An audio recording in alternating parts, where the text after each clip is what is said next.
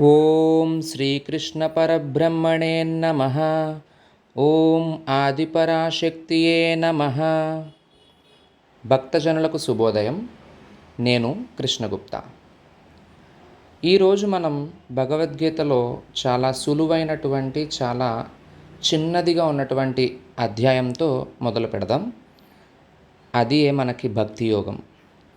భగవానుడు చాలా సులువైన పద్ధతిలో భక్తి మార్గాన్ని సూచించేందుకై, భక్తుల యొక్క విశిష్టతని మనకి చెప్పేందుకై వివరించినటువంటి అతి సులువైనటువంటి యోగం భక్తి యోగం.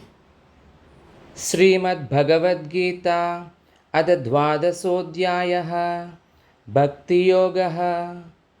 అర్జున ఉవాచ ఏవం సతతయుక్తాయే భక్తాస్త్వాం పర్యుపాసతే ఏ చాప్యక్షరమవ్యక్తం తేషాం కే యోగవిత్తమాః.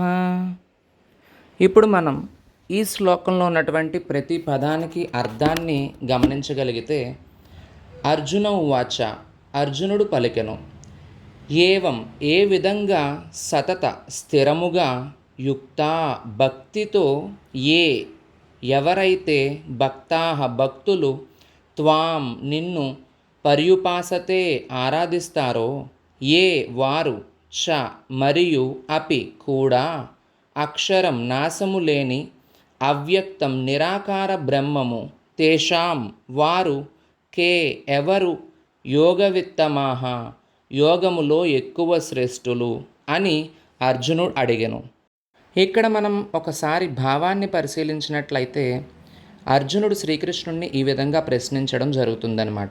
ఒక సందిగ్ధ స్థితిలో, నీ యొక్క సాకార రూపం పట్ల స్థిరంగా భక్తితో ఉండేవారు మరియు నిరాకార బ్రహ్మమును ఉపాసించేవారు, వీరిలో యోగములో ఎవరు ఎక్కువ శ్రేష్ఠులు కృష్ణ అని శ్రీకృష్ణుణ్ణి అర్జునుడు ప్రశ్నించిన సందర్భంలోని శ్లోకం ఇది.